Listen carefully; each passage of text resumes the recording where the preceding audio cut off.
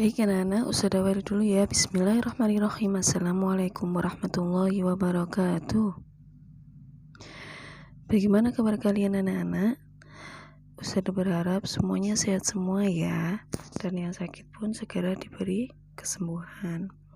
Oke anak-anak, materi kudis hari ini adalah penjelasan dari isi kandungan surat Al-Quraisy. Sebelum Ustazah menjelaskan isi kandungan dari surat Al-Quraisy, Ustazah akan membacakan surat Al-Quraisy terlebih dahulu ya.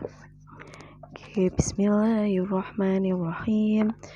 Li'ilafi Quraisy ilafihim rihlata syita'i was-sayf falyabudu rabba hadzal bait alladzi at'amahum min ju'in wa amanahum min khauf.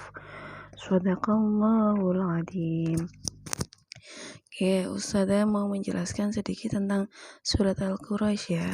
Surat Al-Quraisy ini jumlahnya ada 4 ayat. Surat Al-Quraisy diturunkan di kota Mekah, sehingga termasuk golongan surat Makkiyah. Surat Al-Quraisy diturunkan di kota Mekah ya. Surat Al-Quraisy ini merupakan surat yang ke-106 dalam Al-Quran. Nah, artinya Quraisy sendiri ini apa sih? Artinya adalah orang-orang Quraisy atau kaum Quraisy. Surat Al-Quraisy ini menjelaskan tentang kebiasaan dan keistimewaan kaum Quraisy. Baik anak-anak, Ustazah akan menjelaskan sedikit isi kandungan dari surat Al-Quraisy. Jadi Al-Quraisy tadi artinya adalah orang-orang Quraisy atau suku Quraisy. Suku Quraisy ini merupakan salah satu kabilah Arab dari keturunan An-Nadhr dan Kinana. Mereka merupakan penduduk Mekah. Mereka pada umumnya merupakan kaum saudagar. Mereka dikenal dengan hormat dari kalangan bangsa Arab.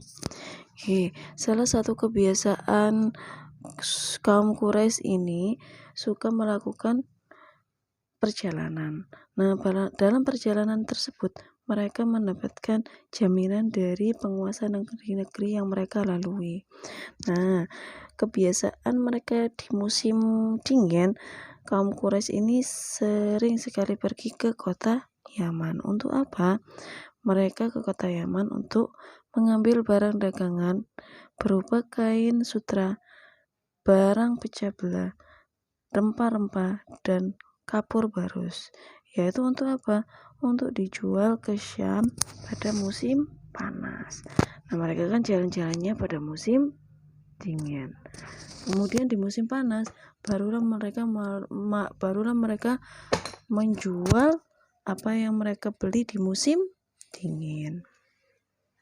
Dan pada musim panas biasanya mereka pergi ke Syam. Untuk apa? Mereka mengambil barang dagangan berupa gandum untuk membuat roti dan buah-buahan dan dijual kembali ke kota Yaman. Jadi diingat-ingat ya, ketika musim dingin kaum Quraisy ini pergi ke Yaman untuk membeli apa? Untuk membeli kain sutra, barang pecah belah, rempah-rempah, dan kapur barus. Dan kemudian barang tersebut itu dijual pada musim panas. Nah, ketika musim panas, kaum Quraisy ini pergi ke Syam. Untuk apa? Untuk mengambil barang dagangan berupa gandum dan buah-buahan. Nah, dari sini kita bisa tahu ya bahwa kaum Quraisy ini mempunyai 2 kebiasaan. Beda ya, setiap kebiasaan itu beda ya. Baik anak-anak, hikmah yang dapat dipelajari dari surah Al-Quraisy ini apa sih? Yang pertama yaitu manusia harus membiasakan diri melakukan hal-hal yang baik. Jadi kita semua harus bisa membiasakan diri melakukan perbuatan yang baik. Yang kedua, manusia harus menyembah hanya kepada Allah, yaitu Tuhan yang Maha Esa. Jadi semua manusia itu diwajibkan untuk menyembah Allah, ya, tidak boleh menyembah selain Allah. Kemudian yang Ketiga, manusia harus mensyukuri nikmat-nikmat yang telah diberikan oleh Allah. Kenapa Ustazah kita kok disuruh mensyukuri nikmat Allah? Karena semakin kita bersyukur dengan pemberian Allah, maka semakin banyak pula nikmat yang akan kita dapatkan. Jadi Allah itu pernah berjanji kepada umatnya, kalau kalian bersyukur dengan apa yang saya berikan, maka saya akan memberikan nikmat yang banyak kepadamu. Tapi kalau kamu mengingkari atau tidak bersyukur, maka kenikmatan itu tidak akan kalian dapatkan.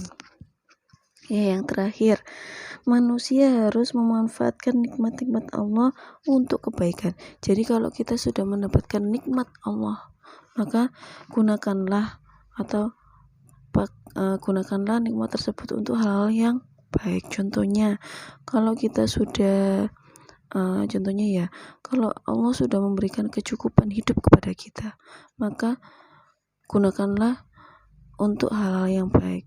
Jangan sampai kalian gunakan untuk yang tidak baik, seperti berfoya-foya, menghabiskan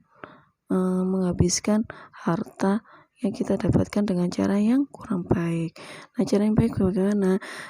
Kita sisihkan sedikit harta kita untuk sedekah kepada orang yang membutuhkan. Oke, cukup sekian ya penjelasan dari Ustazah. Semoga bermanfaat buat kalian semua. Dan Ustazah mohon maaf apabila ada salah kata. Ustazah akhiri. Terima kasih. Wassalamualaikum warahmatullahi wabarakatuh.